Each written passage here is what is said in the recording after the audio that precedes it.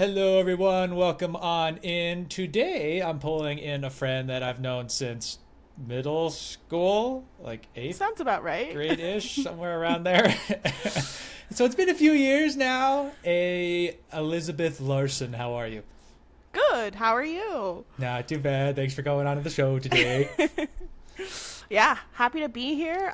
It's honestly great what technology can do because I wish you were here in person, but hey, the next best thing is over a video call.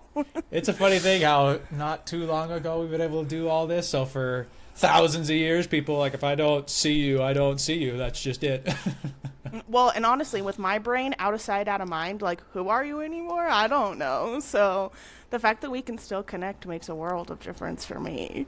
Yeah, and that way you don't have to always text. And I'm like, I understand. It used to upset me, like when you first get out of high school and you lose all these friends because you don't text as much. But you get tired of, well, what are you doing now? Where are you at? And you're like, well, I'm doing this now. And then you wait a few months before you talk. Like, what are you doing? And you say the same thing all much. You're like, Over and over again until you die.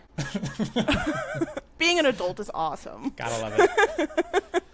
So, Liz, for those who don't know you, who are you? What do you do? What makes you you?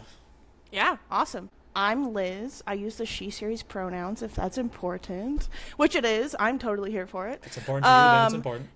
Great, love it. I am an academic librarian, but I do have my master's in library science, and within the realm of library science, there's tons of different umbrellas, and I've dipped my toe in quite a few of those different areas. So I have a few different experiences in a few different library settings. Each of them are unique. Each of them come with their own ups and downs. But at the end of the day, academic library just spoke to me. So that's where I am right now. And to be clear for anyone listening, that means university-based libraries is what you mean by academic librarian? Yes. So academic could be universities, colleges, tech schools, pretty much in higher ed is what would be considered higher academics. And then there are other, like I said, subcategories. So law librarians are a big subcategory, not one I've dipped my toe in. Public libraries are obviously another big one, and I have done that. School librarians are really big. So school as in K through 12 would be a school librarian. I have partially done school, but not necessarily in a librarian setting. A little there, but not exactly. And then there's archives and catalogs that just kind of are in general, let's say Disney as a corporation. They have a cataloger and an archivist for preservation. So that's another subsection, and I've done a bit of that before. So there's just kind of a whole large library umbrella and then just a million things you can do underneath it. Well, that's pretty cool. I know with my own expectations and maybe others that you kind of get into the habit of most people only ever interact with, public libraries or high school and middle school librarians and such. So you might think, oh, there's about 2 or 3 flavors there, but it sounds like there's quite a few.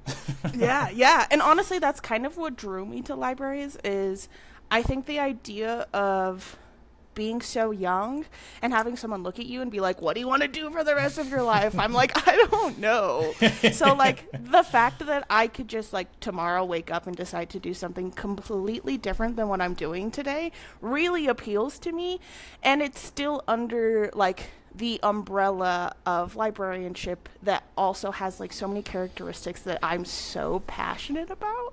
So I like that I can just be oh, higher academics, not the time. I'm going to go to public libraries. Or if I really wanted to do law library, I could. It might take a few more certifications, but it's an option. Right there. Yeah. I'm 85% of the way there, so.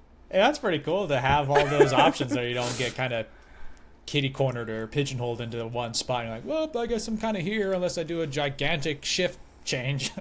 Yeah. Yep. So how long ago was this have you been wanting to be a librarian since you were 5? In high school, after high school? When did the inspiration kind of catch you? So no and yes. I know that's not a great answer. I'll explain. But I have grown up going to the library. I came from like a pretty poor family. So I feel like the poorer you are, the more you rely on free resources like a public library. And I feel like every time I went, I'm like, this is free? What do you mean? Like all these books, all these movies, I can sit on the computer and play video games for free? Like, what do you mean? So like, I think I held this love for libraries, but didn't understand like what being a librarian meant, and therefore like it didn't seem like a career path. So because of that, where I started was, obviously we both graduated from the same high school, and I feel like our generation, like specifically, was really forced into the thought of the next step after high school is college. Like anything else beyond that doesn't exist. Like you screwed trade up, something school. went wrong. Yeah. No, it's like, oh, you didn't go to college. Ooh. But like, I don't feel like that should hopefully be the standard. But because of that, I ended up, so we graduated in the very bottom of Utah, St. George. I don't know how much information you want me to divulge, but As much as you're comfortable with, I'm okay. fine. So we, high school all the way in the South, and I decided to go as far away from my parents as I could while still getting in-state tuition. Those were my standards. So I ended up all the way at the top of the state, and where I started was I took sign language. I know you probably can't see me, but you can. My hands will be all over the place. I express myself with my hands. So I took sign language, really fell in love with it. And because one of the like obvious career options being a female is a teacher, right? Like that's kind of one of the, you can be a nurse, you can be a teacher, and everyone's life experience is different. But I also like, within my certain gender roles, within my certain religious roles, within where we lived, like I feel like there was a bit of like, and these are your path. Kind of stacked up of like, everyone's saying the same thing.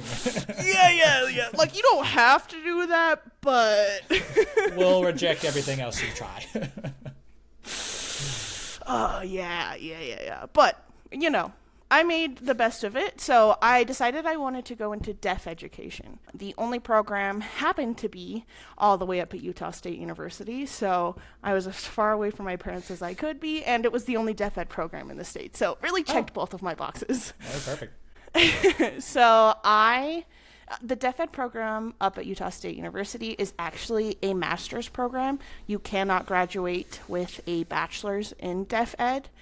And the way that works is your bachelor period is all elementary education or middle school education. And then that extra master's is where like the deaf ed part of things comes into play. So I went through the whole elementary education program. I did practicum, which is like going into the classrooms and actually like doing student teaching. Did the whole thing. I switched paths because I started working at the academic library on campus. And I started as a student worker because it was a very coveted job. You got to do your homework while getting paid. And that is a big deal. So that's kind of how I first got into libraries, was just as a student. And then just through a series of circumstances, I ended up taking a full-time position at the library.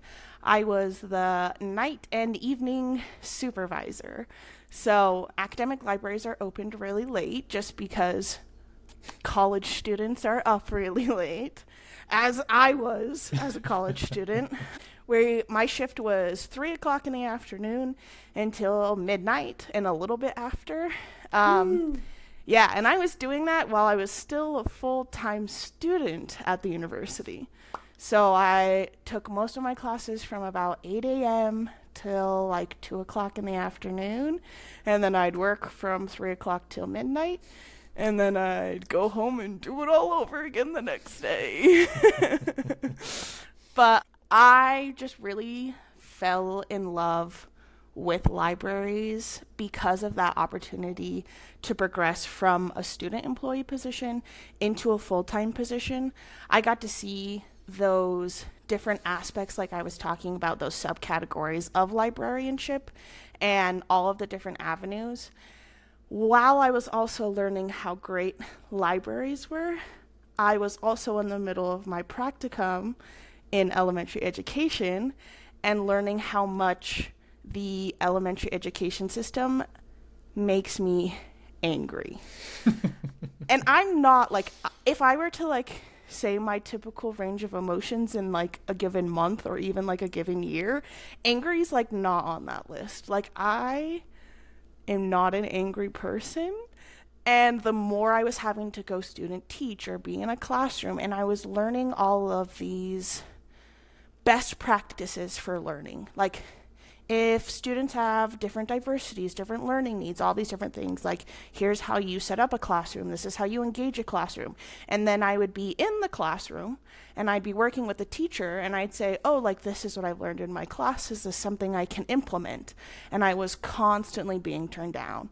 And it wasn't always from the teacher, sometimes it was from the administration, sometimes it's from the higher ups as far as like principals or deans, just depending on who you're working with. But there was just a lot of like, yes, we know that's the best practice, but that's not how we do things here. And it was so frustrating to like know how to help these students and for just constantly being like, no, no, no, no, no. And I was like, what do you mean?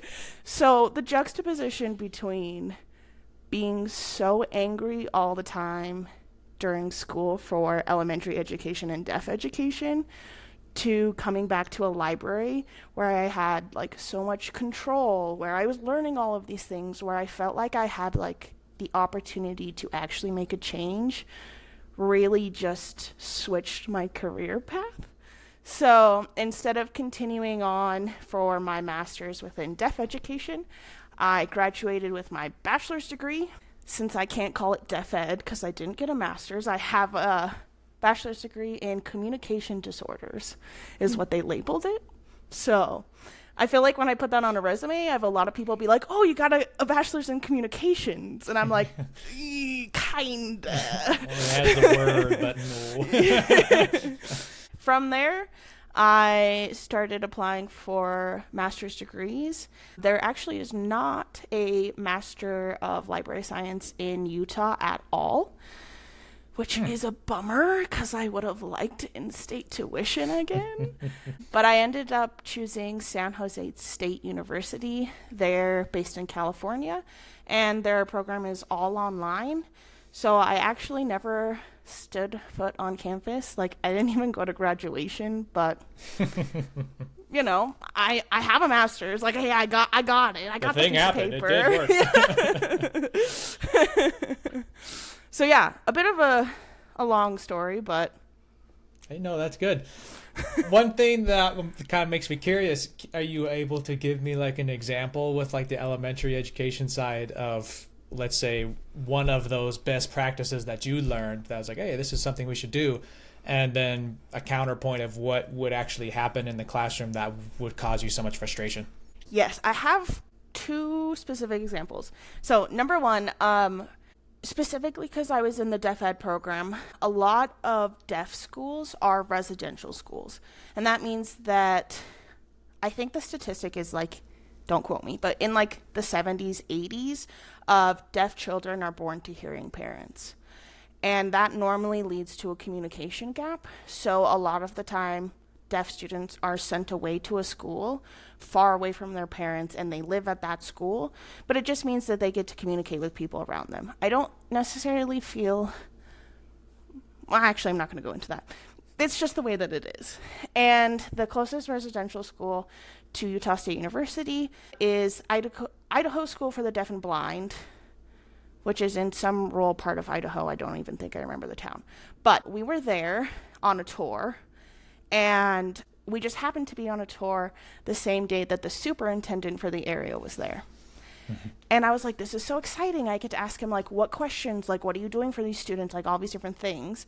And when it comes to communicating with people that are deaf, there are certain standards. So, for example, if you don't know sign language It's pretty standard to make sure that someone can see your full face. If you are going to talk or have an interpreter, you don't ever talk to the interpreter. You talk to the person that you're talking to. And then you always just talk how you normally would talk, just in case the person can read lips. It's so much easier for them to read lips if you just talk normally.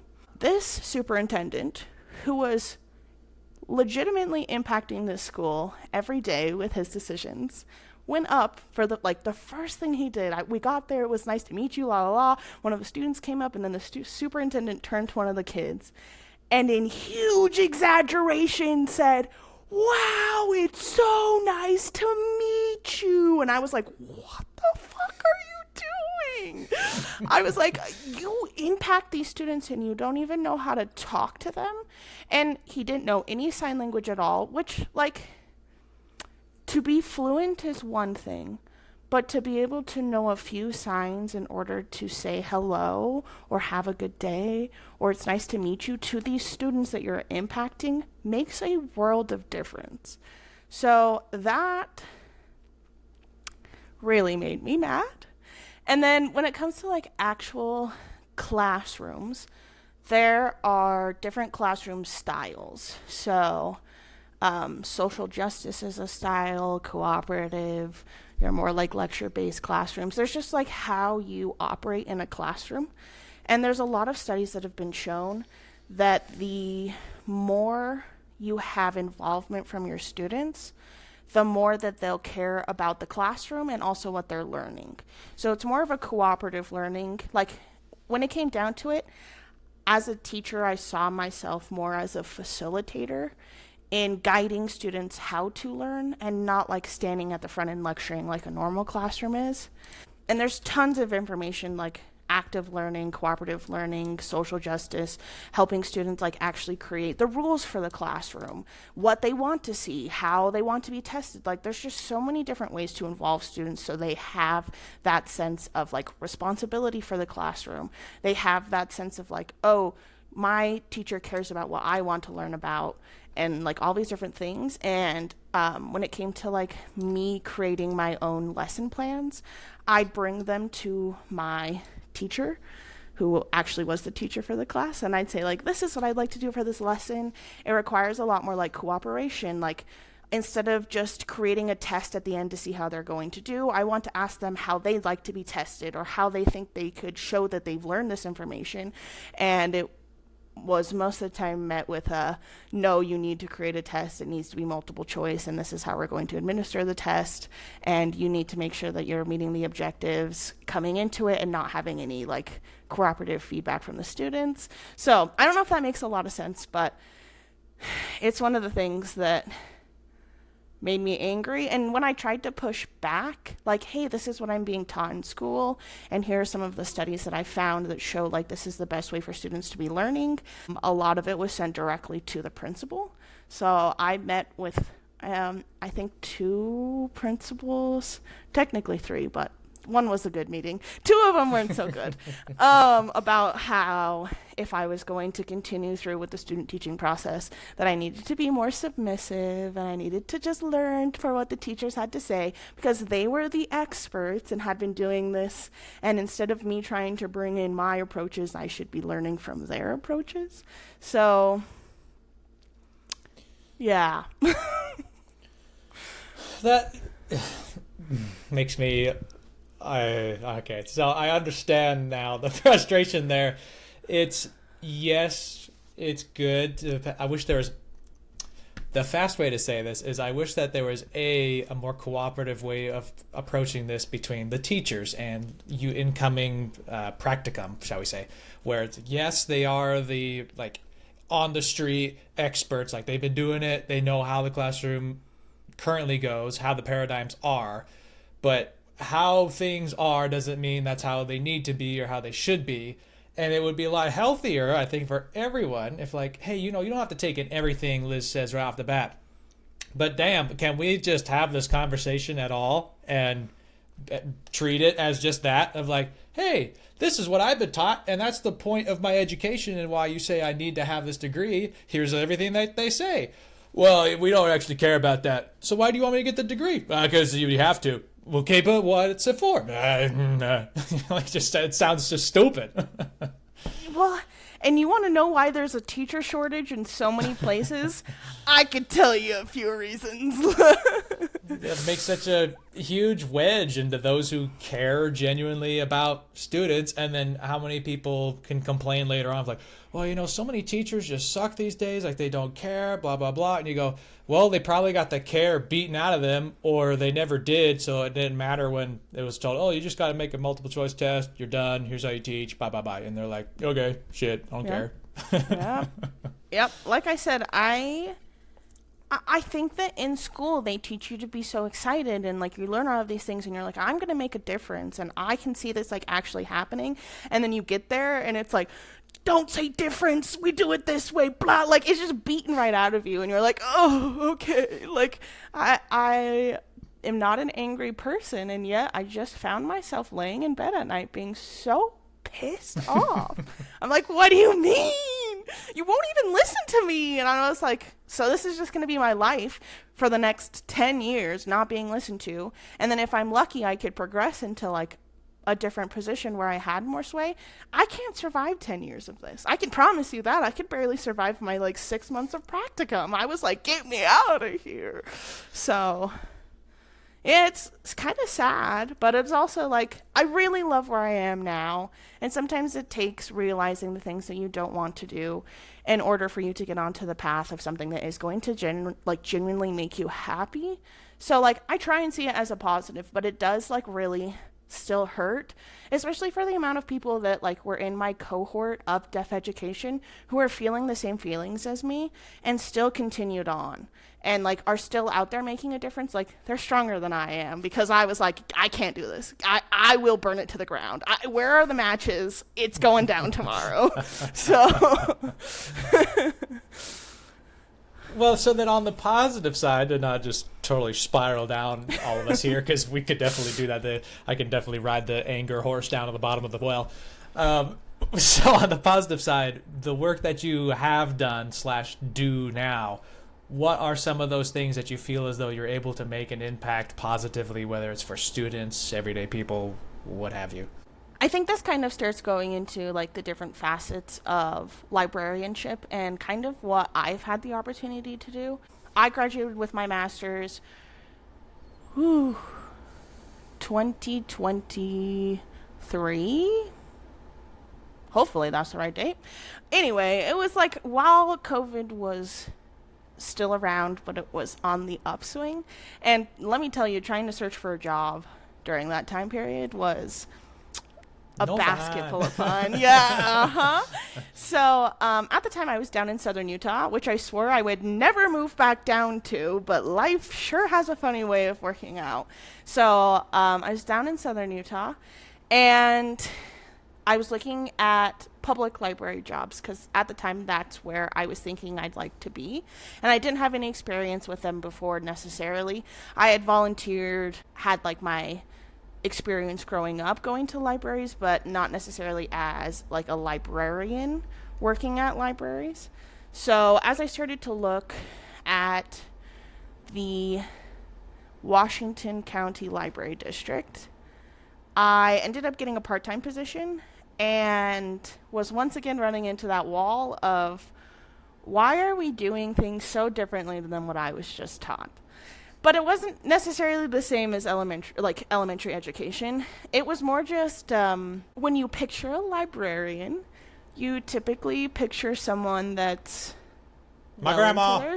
There you go. Well into their 60s, wearing a cardigan, big glasses on a chain, and as soon as you raise your voice even like slightly able to be heard, it's a shh. Like that's your library, right? Mm-hmm. And for the most part, the Washington County Public Library System is living up to that standard. They are filling that role so well. And so when I got in, it was 8 hours of you can't sit at the desk because sitting shows that you're not a good customer service representative. So it was 8 hours standing. They had a lost and found system that was written on a clipboard. And I was like, oh, there was so much stuff. I was like, let me digitize this. Let me put it in an Excel sheet. And that way, if someone's looking for something, you can just search it. No, we don't do that. I don't want to learn how to use an Excel sheet. You're going to and I was like, what do you mean you don't want to learn how to use an Excel sheet? They were still hand cataloging some things, which I know that probably doesn't mean a big deal to you, but it's a big deal. It's a big, big deal. It's like pulling out a drawer full of little index cards that you have to go through to find the book that you're looking for instead of just searching it in a digitized database. So I don't know what they were doing over there, but I was like, So through my research, I ended up finding the Clark County Library District. Mesquite, Nevada is it's the Las Vegas Clark County Library District, which is a bit of a mouthful. But I found a position listed, and not only going there in person, I could see the difference between the two library districts, but the pay between the two library districts. Woo! I think I was making $12 an hour with a master's degree as a part-time library, and I went up to making $28 an hour. Hot damn, all right. As a part-time librarian so it was a big enough difference big ass. When I told people I lived in Hurricane, Utah, and I commuted to Mesquite, Nevada, they looked at me and they were like, are you okay? And my answer was always I'm not okay, but for that pay difference, I'll drive it. I don't care. That gorge in me, best friends. I knew that gorge. No. And I knew where the cops hid, and I knew where to slow down. I knew everything. Was I driving it a little bit too fast? Only allegedly at best. I will admit to nothing. That law library, I know not to. That 1 hour drive sometimes was only 22 minutes. I don't know how. Good traffic day. So I started working at the Las Vegas Clark County Library District in Mesquite. I loved it. They were doing everything so different than Little St. George, Utah. I learned a ton. I was a part-time youth services librarian, but I specifically, I did story time, and I had a lot of fun with that. I got to plan whatever I wanted. I got to touch any subjects that I wanted. We can say DEI in Mesquite, Nevada, but not in St. George, Utah. I got to do a bunch of crafts. I felt like I was making a difference. I was the only person that worked with the teens. And that's because everyone else in the building was way too afraid to work with the teens. So I did a ton of fun activities with the teens. I got to use a lot of my educational background, my LED education, because you'd be surprised how much applies to a second grader equally applies to a teenager. They're the same. I promise you that. But I got to work with them and say, what do you want to see here? What are you interested in learning? How could we make the library more accessible? What things do you have here that you like using? What gaps do you see? I got to really sit down with the teens and get their feedback, and then go back to my boss and say, this is what I found out. This is how we can make a difference. And from there, I worked on collection development, which means I looked at books and media and video games and anything within the collection that there might be a gap. And I helped fill that gap based on what the teens wanted. I also helped with programming. We did a program with a graphic novelist. They came in and talked about their process of writing and illustrating the graphic novel, what going through the publishing process looked like, how students could get started. We also started a Gay Straight Alliance in Mesquite, which was a really big thing. Did a ton of great crafts, brought in a lot of different speakers within the LGBTQ community. We did a few different diversity programs based on the different diversities within the student groups, and said, who are leaders within your community that you feel could come here and talk and present. So I loved it. I really feel like the things that I had to contribute were listened to. One of my favorite things to say is I feel like I live my life as an improv group, because a lot of the sayings are yes and. And I like cooperative workplaces where they're going to reply with a yes and I feel like my boss there really did that. Like, I was always like, this would be really cool, and she'd be like, yes and I love that. I ate that up, and I learned a ton. And while I was working for the public library, my boss came to me and said that she was a part of a nonprofit board here in little tiny Mesquite, Nevada, and that nonprofit board just got gifted an entire shopping mall plaza. Let me paint you a picture, though, because when you think shopping mall plaza, you think it's very big. A shopping mall plaza in Mesquite, Nevada is probably as big as a Walmart, like the same like area as a Walmart, but it's just a U. So it's like 6 businesses all in a U with the same square footage as like a Walmart. So it's not like huge, but it was still free, and the nonprofit was gifted it. And the caveat with the gift was they were going to start a K through 12 STEAM center for the students in Mesquite and surrounding areas. You said my favorite thing. I've been around STEM people for so long and they don't understand it. I love STEAM. STEM's cool. STEAM's better. I agree. That was one of my caveats. They were trying to decide if they were going to label it STEM or STEAM, and I was like, I will work there if you label it STEAM. Do I need to go over science, technology, engineering, arts, math, just in case anyone needs to know? But right. Good old STEAM. They had 0 employees. My boss came to me and said, you've been making such a difference in the teen's life. We just got gifted this. We really need an employee. As part of their gift, they're going to pay a salary for a year, and we just need someone to come in and start this from the ground up.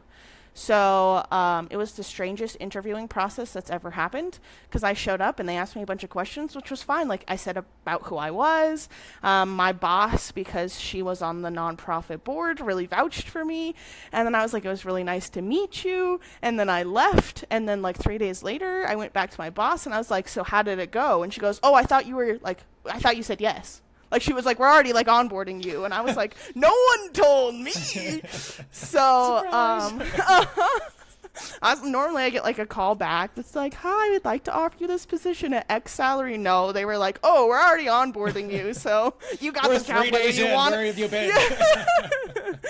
It was really great.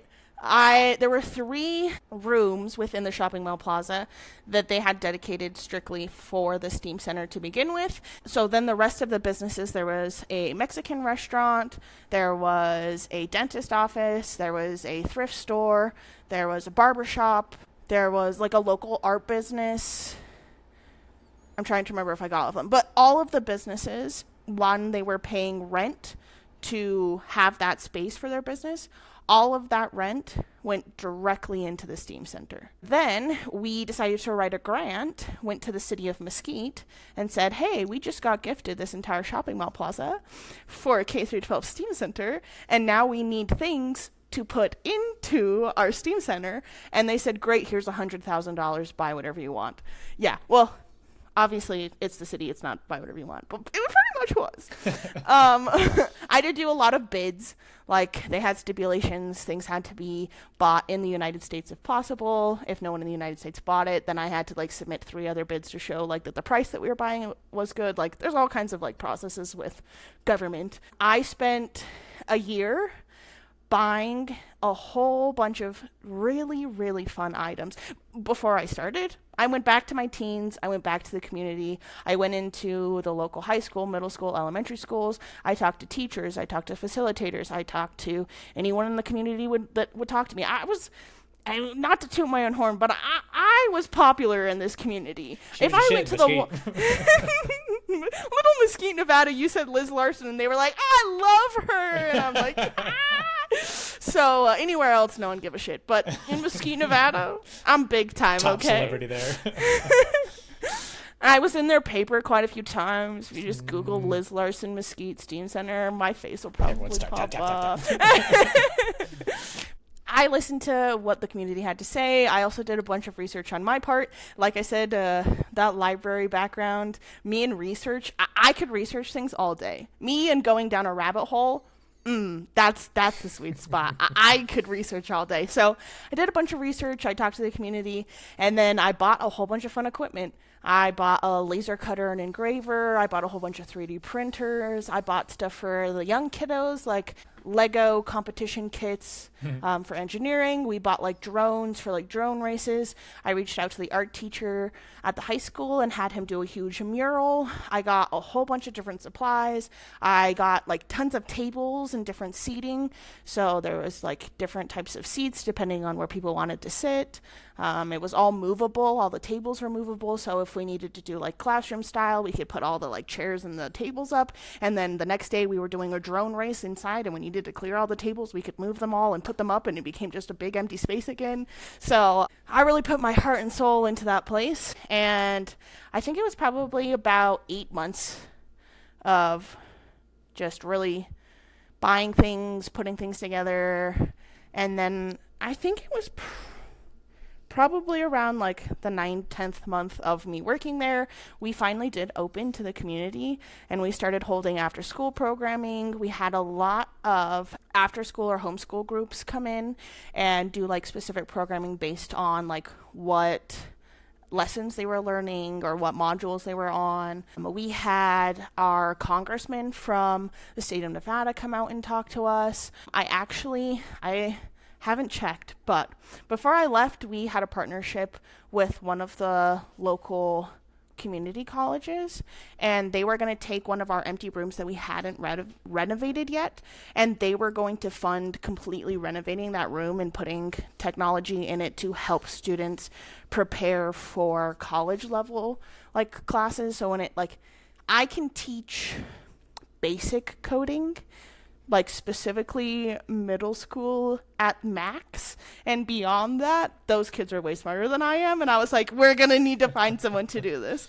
So they were going to help with like those other areas, like within math and engineering and even like science that I didn't necessarily feel like I felt capable of doing. And I also I went out into the community. There are tons of retired people in Mesquite. Little did you know, right? Retirement in Mesquite? No, wow. It's not all old. But I went out and I was like, all right, old people, you have great skills and knowledge. Rise up. What are you gonna? Yeah, I was like, come on, do something with it. So we had tons of people. Like, I had someone come forward with the local ham radio group. We put a ham radio up on the roof, and the kids learned all about ham radio. And I think that's awesome. And we had tons of artists come forward and say they wanted to teach classes. Quite a few people who knew coding wanted to come forward and teach. So it was really just a big show of how much a community can come together and make a difference. And really, it's really hard for teens in a small town like that to do something that is educational after they've gone to school all day. Like, the last thing you want to do when you go to school is come home and go to more school, right? But you're also in teeny tiny Mesquite, Nevada, where your options are you can go hang out at the STEAM Center and learn how to 3D print something, or you can go fuck around the Walmart and get yourself into trouble. What else are you going to do in Mesquite? Go to the library? Yeah, that's great. I worked there, and right across the street is the STEAM Center. Those are your two options. I don't know where else you're going. Here's all the fun. Have a good time. Uh-huh. So it was really great. It was really popular within the retirement community to the point where they were like, why aren't you putting these classes on for adults? I want to learn how to code. And I'm like, well, so we started as a K through 12 and right now I have to focus on that. I was like, that doesn't mean that eventually we can't be a community STEAM center. But I was like, I'm one girl. I'm teaching all of these classes right now. And I was like, I can't do adults and kids and everyone's dog. I was like, I'm doing what I can, okay?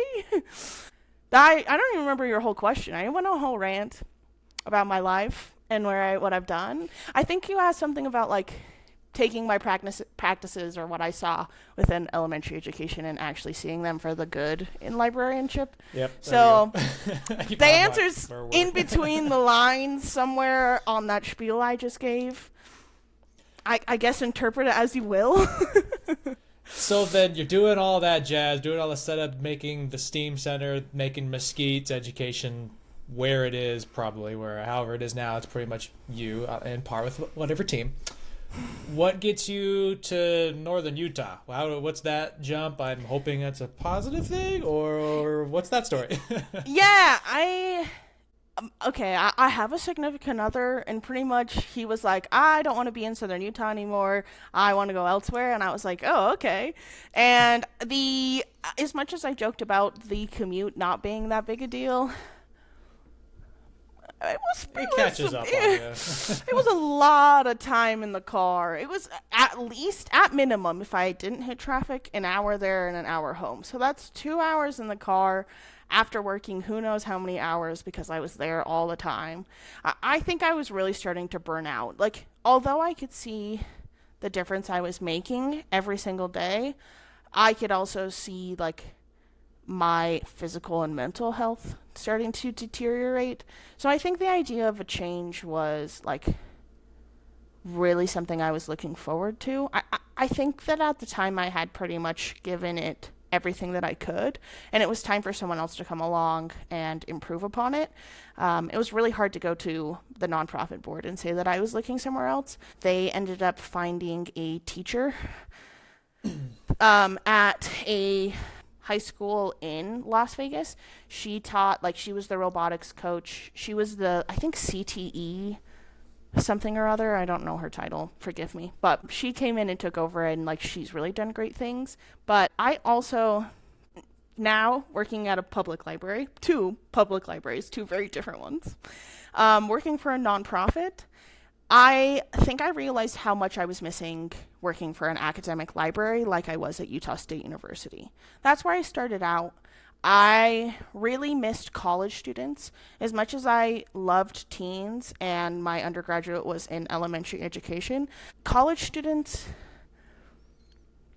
are paying to be there, and therefore, if they don't do it, that's their fault. Like, versus in an public setting, if a student isn't turning in their homework and they failed and there are other consequences, like, it's just a different vibe.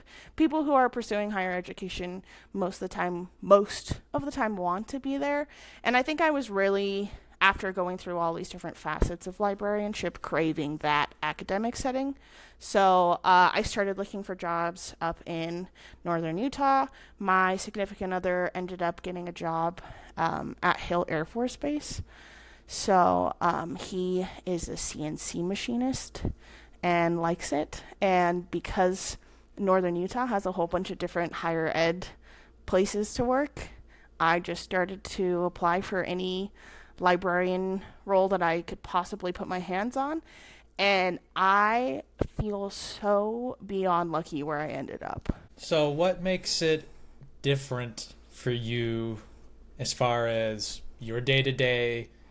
Why get excited about college students that care? How are they interacting with you? How are you interacting with them for you to have that desire for them to, you want to be here? Great, so do I. Yeah. So my title is I'm the instructional design librarian. And what that means is where I work, we're a really, really small group of librarians. There are 7 of us. And just to juxtapose that, up at Utah State University, within the library, I think there were about 60 to 80 people that worked in all of the library. So we're a tenth of that. But we also are a really, really small liberal arts university, so it doesn't take as much manpower. But because we're such a small group of librarians, all 7 of us are required to be in different classes and teach. So we call that liaison librarianship. So all the different majors at my university are split up between the 7 of us. So if someone comes forward and says, I need someone from the library to teach within my math class, I turn to the liaison librarian that's in charge of math, and they go into the math class and they teach. But teaching is not normally something that librarians do. Most of the time, like at Utah State University, out of the 80 people that work there, there's probably 12 that actually teach, and the rest of them don't.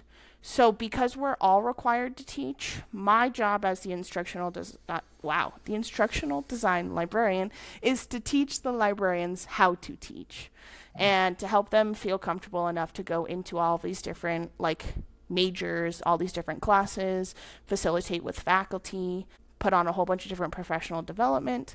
And then the other thing that I do is, I know all schools are a little different, but our general education classes are called W core classes. I don't know who names them. I don't know why. But do you remember? Oh, just kidding. I was about to say, do you remember Utah State University? No, you don't. Our general education classes at Utah State University are called breadth and depth classes. So people are just out here naming them like, I don't know. Making them seem more grand and important than I hope or think they are. The work is mysterious and important. What did they do? So our W core classes which is our gen eds. Librarians are required to be in all writing general ed classes and then most research gen ed classes. So pretty much what I do is I go into all of those different classes. I say, hey, my name's Liz, and these are all the different things I can help you with. That includes finding scholarly sources, citing scholarly sources, being able to decipher if your scholarly sources are biased or unbiased. Let's talk about if you go to ChatGPT and you type in, hey, can you write me a paper, and it has 4 scholarly sources, it'll produce something. And in honest goodness, it'll produce something pretty good. But as soon as you take a look at those sources, there's a solid chance most of them are completely made up. And do college students realize that? No. And do they double? Like, yay. Yeah, copy paste that bitch. So I do pretty much what we call information literacy, whether it's research-based, whether it's citation-based, whether it's actually writing and submitting your dissertation, whether it's figuring out how to use AI correctly, whether, like, pretty much anything that has to do. When you say you're literate, you can read and write, but if you're information literate, then how do you know if the information is true or false, or where are you getting it from, where are your sources? Like, it's all of that umbrella. So I stand up at the front of the class, I give my spiel. I'm going to go back. I am an improv comedian. I give the same spiel every single time. It's my, like, I know when to pause for laughter because it's funny. I can anticipate the questions because I do the same bit, the same improv in every single one of those gen ed classes. I say, this is who I am. This is what the library does. This is how you're going to find your information. And although you may think it's boring right now, when your paper is due at the end of the semester, and you haven't listened to any of this, you will want to know where my office is. I can promise you that. So that's my shtick. I put on a bunch of co-curricular activities, so it's the same type of like programming in public libraries, but it's programming for college students. We're making zines. I don't know if you know what that is. They're handmade books for the most part. They're really popular with like different diversity groups. I don't even know how to explain them. I've got a coworker that's doing most of it because she's cool. And so, hey, shout out to Lydia. What's a zine? It's a short form of a magazine. It's just smaller. And it's a way of preserving different, like, histories based on, like, personal experience, I guess. So, just, like, fun things going on. I'm trying to think of other cool things we've done that are worth mentioning. Poetry slam. We've done what we call tiny library concerts. So we have students come and play like live music in the library once a month. Have a really big popular reading section, which is not like standard for an academic library. Just because when you think of an academic library, you think of all the boring academic books you have to read. Like, if someone were to go into the Utah State University library, oftentimes I had people be like, I just want a fun book. And I'm like, I think we have one copy of Harry Potter upstairs if you really want something. But where I work, we actually have, like, tons of fun books. And it's because we've gone to the college students and been like, what else do you want to see here? Which is a pretty common theme from what I've said. Like, I like to help like I choose what I do and what we end up doing at the library based on the needs of the community and what they say. So like at the beginning of most of my lessons, my informational sessions, I ask the students what they want to see within the library. Last year, we got a bunch of requests for virtual reality. So we've gone out and purchased some VR equipment. We've had a few students talk about wanting a Nintendo Switch. Some people wanted birding backpacks. So we're going to get some birding backpacks. Some people talked about wanting to check out, an ironing board. So we got an ironing board because that's something like you might need once and you check it out at the library and then you turn it back in and you don't have to worry about packing it all over the place as a college student. So I don't know. There's a whole bunch of different aspects of an academic library that I feel like aren't always thought of. Like I think that there's overlap between what I do in a public library and what I do at an academic library, but it just is different depending on the community of patrons I serve. So the public library is anyone from the ages of 0 to 100. That wasn't good math.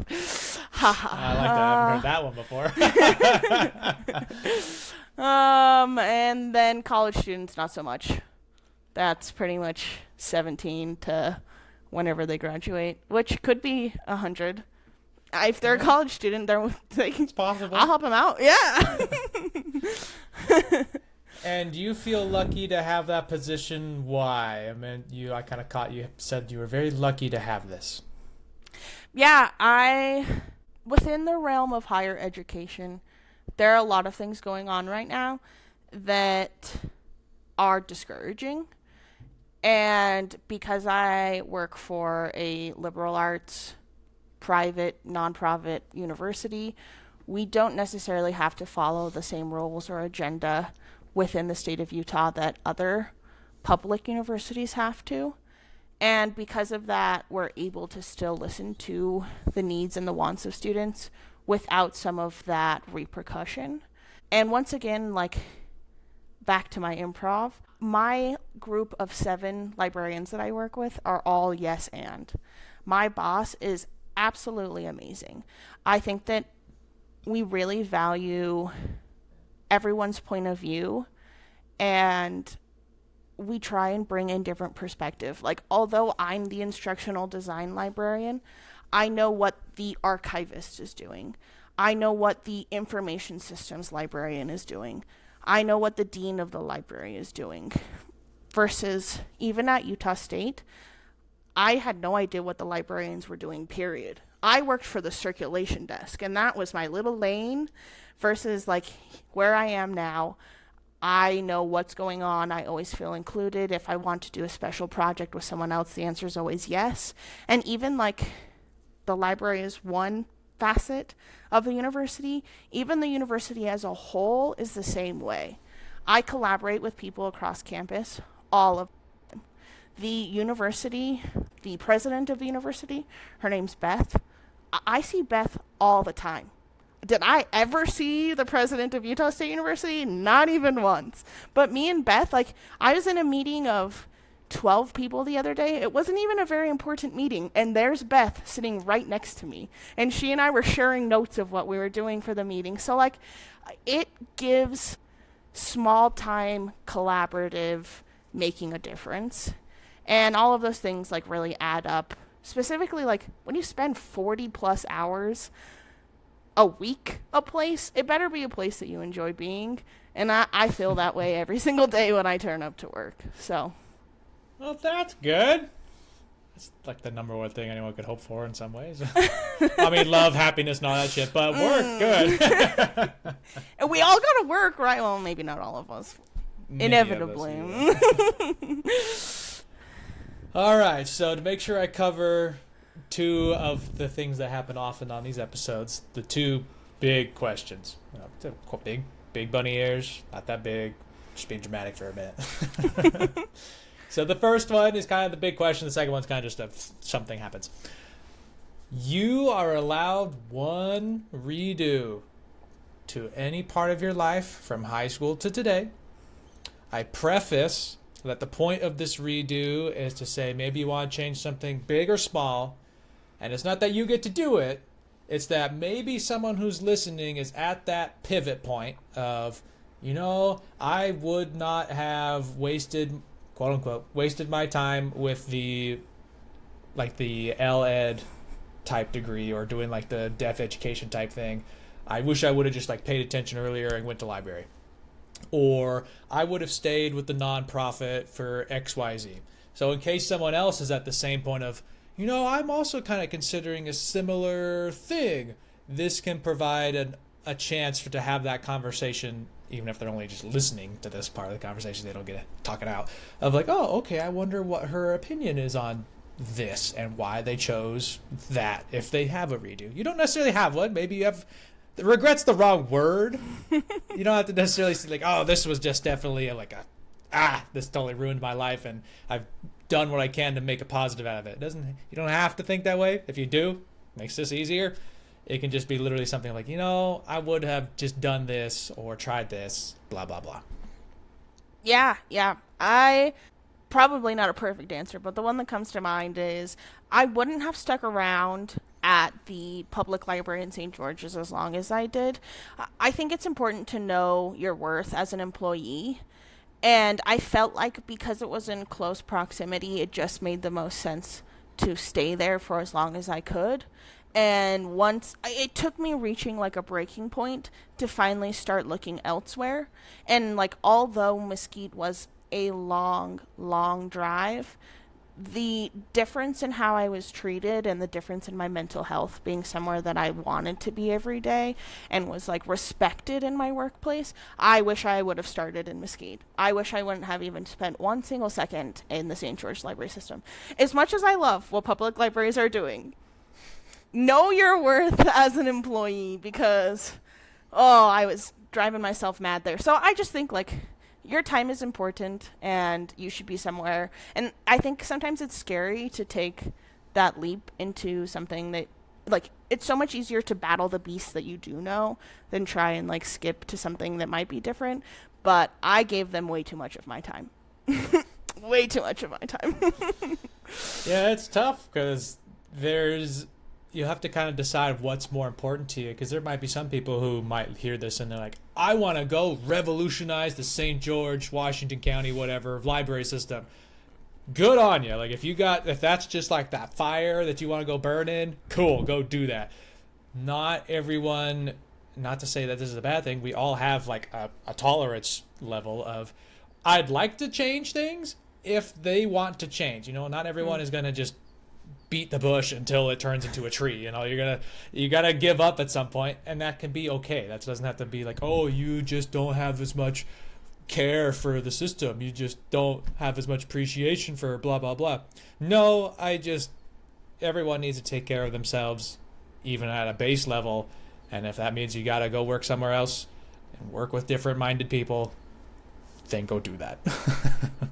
And so the second thing, the last thing in a sense, what I always do is give time over to the guest in an unfettered fashion. I'm not going to prompt you or ask you questions in any way besides say you can have 20 seconds or 20 minutes to be inspiring, funny, literally just say thank you, goodbye.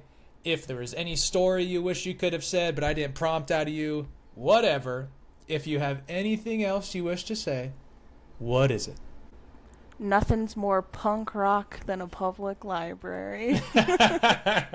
For those who are like, why do I even care about a library? It's where, the old ladies and dusty books go. Why should any random Joe Schmo, Bryce rolls the dice, would give a damn about a library? It's access to information. And I think that that's part of being a human being, is able to access information. And not everyone has that. I think that a lot of people feel like they have a phone with the internet on it, and because of that, they have an unlimited supply of information, and that's not always the case. There's a lot of scholarly information that's locked behind paywalls. There's a lot of information that is written in a way that is supposed to persuade you one way, and if you are not aware of it, it will persuade you one way or another. I think not only accessing information, but like I just said, understanding information is something that is so important within any community at all. And public libraries don't always, hopefully, push their agenda on you. I think that they are the middleman. I think that they're here to help you access and understand that information regardless of where you end up with that information. That's not free other places. And honestly, that could not be free very long here too. So I think we have the right to access and understand information, and the one place that happens for free, and hopefully forever will happen for free, is within libraries.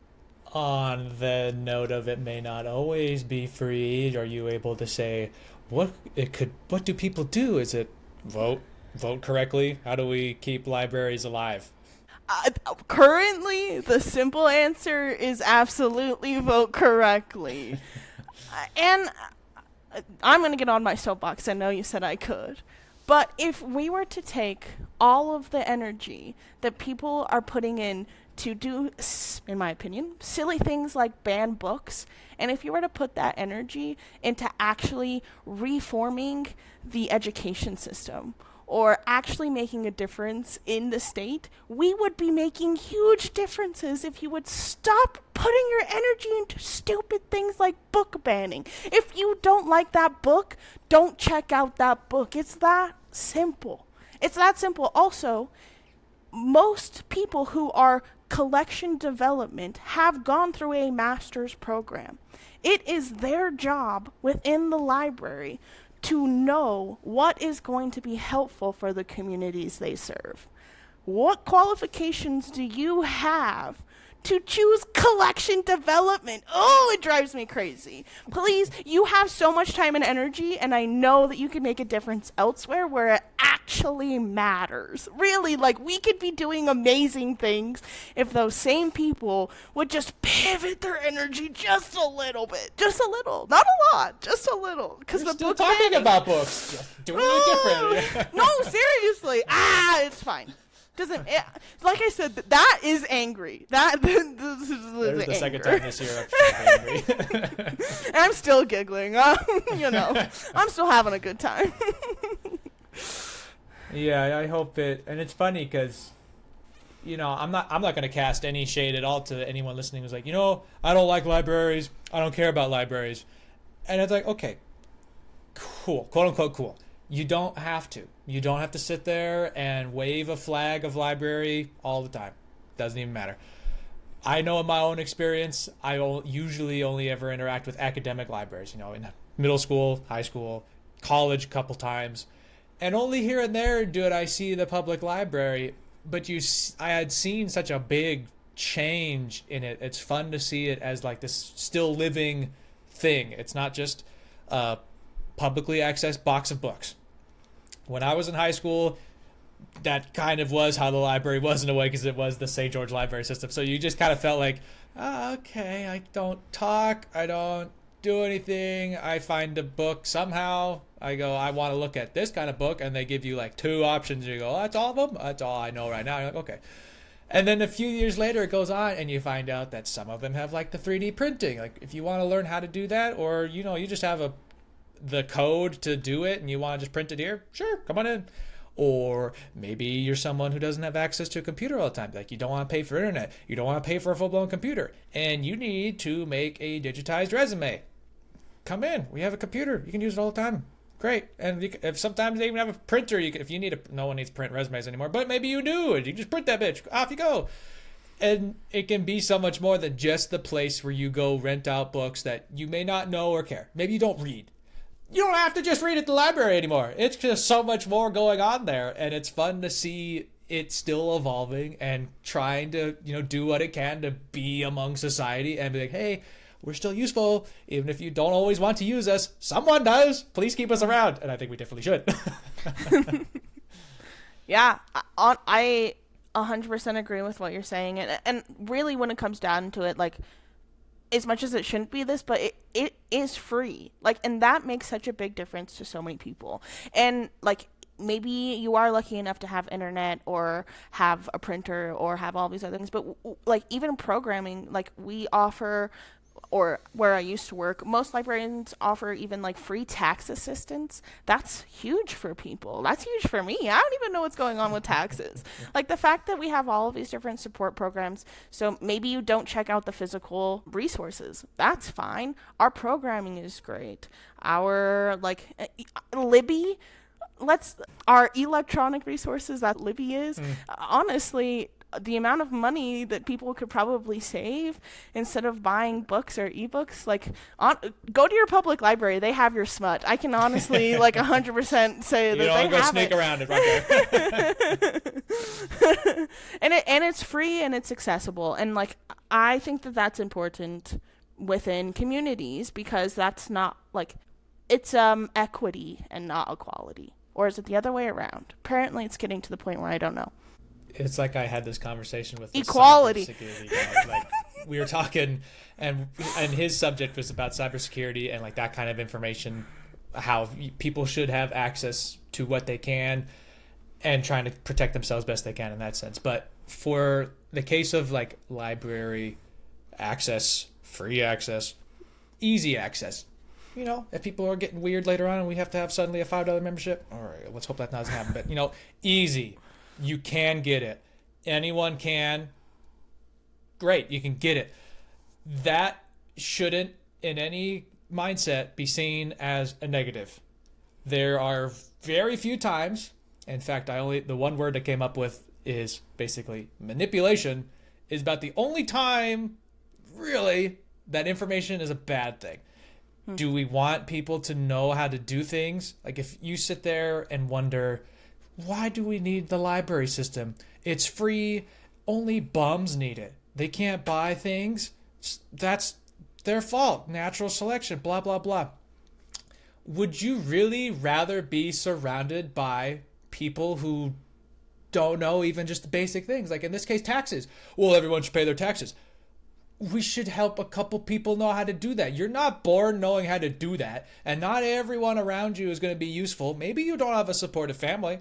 Maybe you don't have any good friends who know anything. So if you don't have people that you have easy access to call up, be like, hey, what's a W for? Well, good thing you got the library. You can go access. And does it affect me that peanut butter is dumb and learns at the library and got smarter? No. That sounds great. Someone got smarter? Great. Does it affect how smart I am? No. Maybe it makes me even smarter because I can go talk to them and now I've learned something that they knew. I don't know why we'd have to worry about compartmentalizing who can learn what, why they learn what. Learn what you need to. If everyone gets a little bit smarter, then we have a lot less problems. That kind of sums it up. Because I think another thing too is breaking down the stereotype in a sense of, oh, maybe there's other people that are I want to be a librarian too, or it seems great to work in a library. Do I need to wait 50 years to start doing it? Do I need to go get some other career and then retire and then I can go? No, you can be full of all kinds of people, young, middle-aged, old. That's not really a part of it, so you don't have to worry about it too much. If you want to do it and you have a passion for it, go. Done. You got it. Done. Go. You got the green light. Cool. Well, then I guess without further ado, thank you very much for being on the show today, Liz. It was a very enjoyable time to hear you say your spiel. Yeah. Thanks for listening. I know I talked for a good majority of that about just my life and who I am, so I appreciate you listening. For sure. It makes my job easier than I just sit here and go, uh-huh. I don't have to think about too many questions. I'd be like, oh, just ride the wave. Yeah. Well, and it's so helpful. I feel like sometimes I have all these thoughts in my head, and then as you're saying things, I'm like, yes, thank you. That is what I was trying to say. So I appreciate that, you understand my sentiment, and hopefully I'm making sense with some of the words that are coming out of my mouth. I'm sure at least one person listening is going to be like, oh, I understand. Well, cool deal. Thank you again. And to those of you listening, thanks for stopping in, and we'll see you again some other time. Have a good one until then. Bye bye for now.